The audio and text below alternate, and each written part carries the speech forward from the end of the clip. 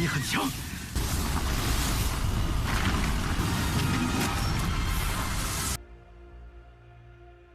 Hola semuanya, bagaimana nih kabar kalian?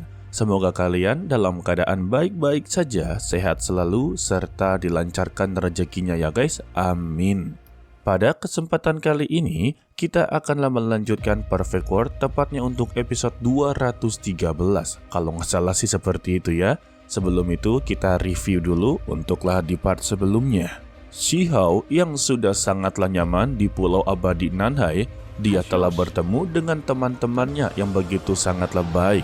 Tetapi mereka telah menyimpan sebuah rahasia karena semua yang dilihat oleh Shihao itu tidaklah nyata. Mereka semua adalah masa lalu dan mereka hanya memberikan sebuah penglihatan kepada Shihao tentang kekejaman di masa lalu yang dimana menghabiskan mereka semua dan hanya menyisakan satu cilin saja yang tiba-tiba terpisah guys. Dari sinilah Shihao berjanji dia tidak akan mengulang kejadian ini untuk kedua kalinya kepada teman-temannya. Dan sekarang dia tertuju ke kota kuno. Selama di dalam perjalanan menuju kota kuno, Shihao juga terus-terusan melewati banyak sekali rintangan. Dari jalan berkerikil sampai ke jiwa pahlawan juga mendapati serangan. Beruntungnya dia mampu untuk mengatasinya dan melihat bekas-bekas tengkorak dari para jenius 3000 negara di masa lalu. Sesingkatnya, dia berada di tempat yang memiliki banyak sekali kekuatan guntur dan beberapa guntur ini terus-terusan menyambar pohon suci yang berada di depannya. Tetapi untuk saat ini dia mengesampingkan hal-hal misterius tersebut. Dia terus melanjutkan perjalanannya sampai 2 bulan telah berlalu. Akhirnya dia hampir sampai ke gerbang kota kuno. Untuk saat ini posisi dia berada di luar ya. Hal ini membuat rasa penasaran Shihao semakinlah bertambah karena kota yang berada di depannya ini menyimpan sebuah rahasia tentang perjanjian tanda tangan kuno. Jadi ya siapa sih yang gak penasaran dengan semua ini guys? Tetapi tampak dari belakang datanglah sekelompok kawanan kuda, tidak ada sepatah kata apapun, mereka langsunglah mengepung Shihao. Hal ini membuat Shihao langsung kebingungan. Lalu ketua dari kawanan kuda ini mempertanyakan siapa dirinya. Shihao memperkenalkan identitasnya. Dia ini berasal dari 3000 negara. Dia hanyalah seorang penjelajah dan inginlah memasuki kota kuno yang berada di depannya. Namun entah mengapa secara tiba-tiba mereka langsunglah menerjang. Membuat Shihao teringat dengan kejadian sebelumnya. Apakah jangan-jangan bencana ini semua terjadi karena adanya sebuah perbatasan? Tidak ada pilihan lain, Shihao haruslah membela dirinya. Dia mengeluarkan pedangnya yang mengakibatkan terjadinya ledakan begitu besar dan menghasilkan seluruh para kawanan kuda ini benar-benar meninggal dunia. Sembari berkata, aku lebih baik bunuh diri daripada membiarkan lautan batu melahap dirinya. Namun ya dengan kejadian semua ini, Shihao cukuplah dibuat begitu kebingungan. Sebenarnya apa yang terjadi di tempat seperti ini? Tampaknya ketika dia memperkenalkan dirinya berasal dari mana, mereka semua begitu sangatlah waspada. Dan untuk saat ini, satu-satunya cara untuklah mendapati jawabannya, dia haruslah pergi ke kota kuno secepat mungkin dan melihat apa yang akanlah terjadi. Dan secara tiba-tiba, terdengarlah suara langkah kaki membuat Shihao langsung bersembunyi. Tetapi ya siapa sangka yang datang adalah orang yang dia kenal. Dengan mempertanyakan mengapa dia terlihat seperti orang yang begitu linglung dan seperti mempunyai rasa bersalah. Lalu ya Shihao yang mendengar suaranya, dia langsunglah keluar. Belum aja Shihao memberikan sebuah penjelasan, dia langsung mengajak dirinya untuklah masuk ke dalam kota kuno. Jika di luar, maka dia akanlah mendapati masalah terus-menerus. Di dalamnya, Shihao sedikit berdebat dengan Tianhu.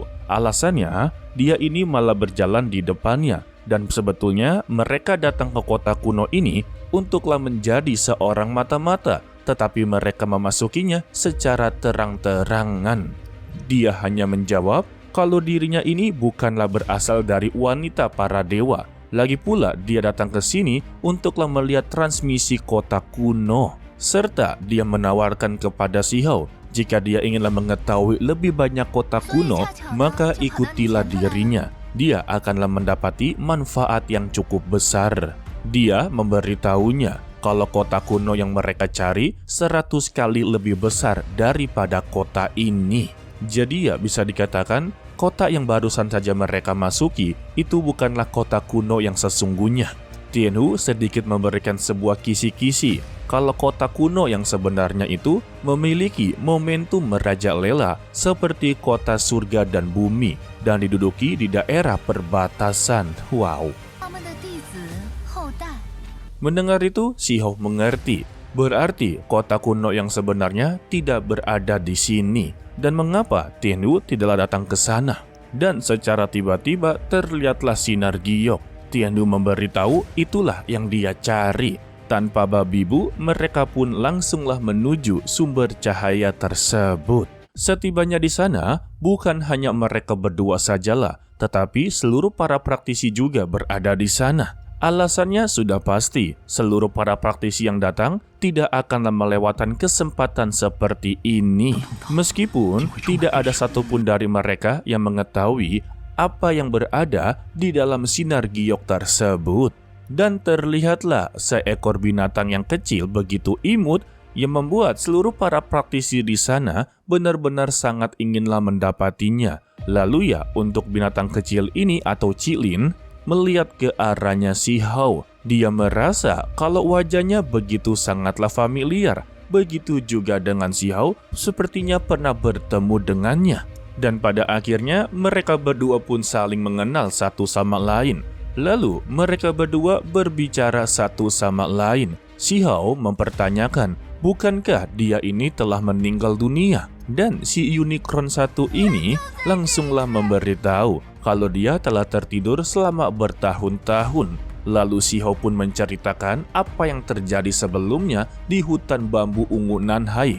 Mendengar itu, dia pun langsung menganggap kalau Si Hao adalah satu-satunya orang yang telah berhasil bertahan hidup. Dan dia selama ini telah menunggu mereka untuk kembali. Mendengar tangisannya, Si Hao tidaklah tega untuk meninggalkannya. Tetapi dia juga tidak bisa bercerita apa yang terjadi sebenarnya. Jadi, dia pun mengajak kuda kecil ini untuklah ikut dengannya dan membalaskan dendam-dendam mereka. Sayangnya, dia tidaklah mau. Dirinya akanlah terus berada di sini untuk menunggu mereka pulang kembali. Si Hao langsung memberikan sebuah penjelasan kalau dia juga berharap mereka bisa untuklah kembali.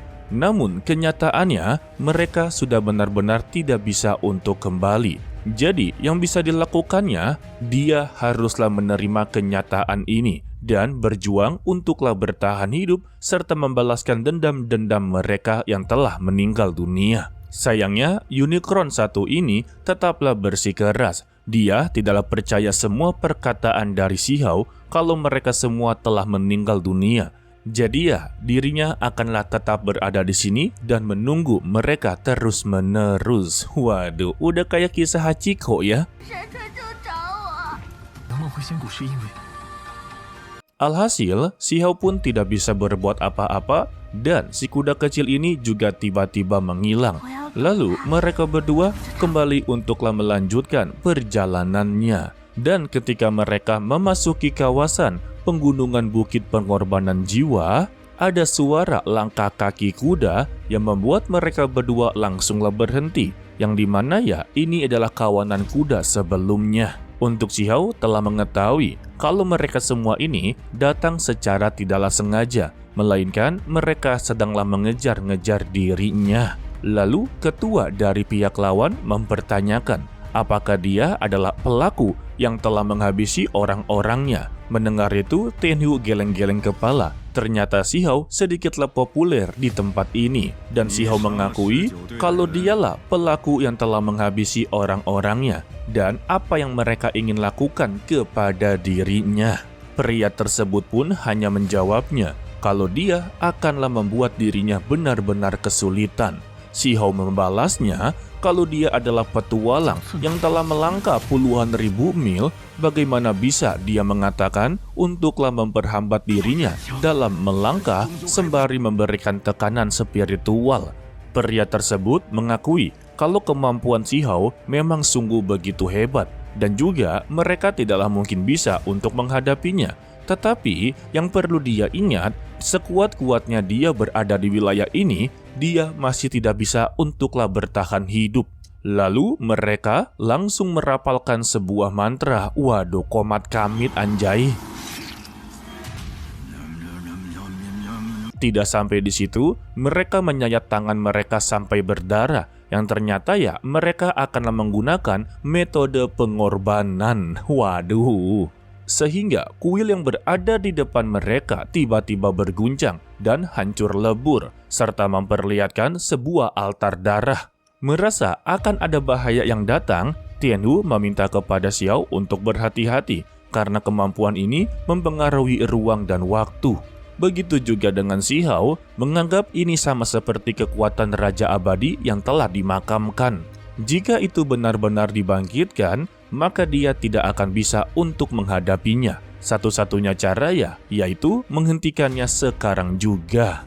Lalu Xiao mengeluarkan akar wilaunya, tetapi itu sama sekali tidaklah berguna. Namun berbeda dengan Tianhu, dia menyerang salah satu pihak lawannya yang sampai terpental, membuat Xiao mendapati jawaban, yaitu menghabisi mereka satu persatu adalah cara untuklah menghentikannya. Dan siapa sangka para kawanan kuda tersebut tiba-tiba menerjang ke arah mereka. Tetapi sayangnya itu adalah sebuah kesalahan. Mereka langsunglah mendapati serangan begitu telak. Begitu juga dengan Xiao langsung mengambil kesempatannya dengan mengakhiri mereka semua. Dan terlihatlah seragam dari Tianhu tiba-tiba berubah menjadi warna hitam.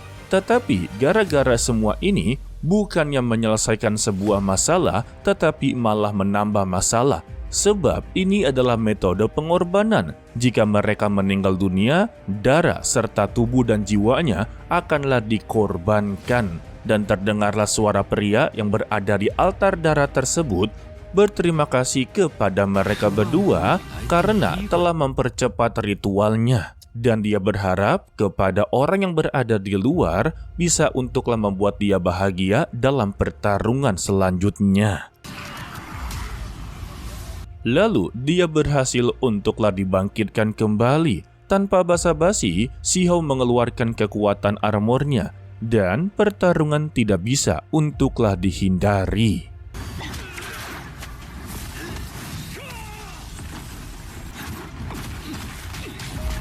Xiao meminta kepada Tianhu untuklah melawan beberapa bawahannya, sedangkan dia untuklah melawan pelaku utamanya. Dia berhasil untuklah menendang pria tersebut sembari berkata, jangan berbicara omong kosong kepada dirinya, buktikan saja dia jauh lebih kuat daripada dirinya. Pernyataan tersebut membuat lawannya benar-benar murka. Lalu dia mengerahkan kekuatan penuhnya. Begitu juga dengan Xiao dengan memberitahu kalau kekuatan dia terlalu lemah. Dan mereka berdua melakukan bentrokan kekuatan. Serangan milik dari Xiao berhasil mengenai tubuhnya. Setelah mendapati serangan begitu telak, lawannya beralasan kalau dia masih baru saja bangkit, kekuatannya belum benar-benar pulih. Dan dia kembali untuklah ke altar dalam melakukan ritual penyerapan. Dari sinilah Xiao mempunyai cara untuk menghentikan semua ini. Dia meminta kepada Tianhu untuklah menyerang altar darah sekarang juga. Dan jangan biarkan dia untuklah bangkit sepenuhnya. Lalu mereka berdua menyerang bersama-sama. Dengan keberadaan dari si penyihir satu ini, benar-benar begitu sangat membantu Xiao ya. Hanya dengan beberapa serangan saja, mereka berhasil untuklah mengatasi. Dan lawannya hanya memberitahu, suatu saat nanti, dialah yang akan menguasai dunia ini dan Dwar.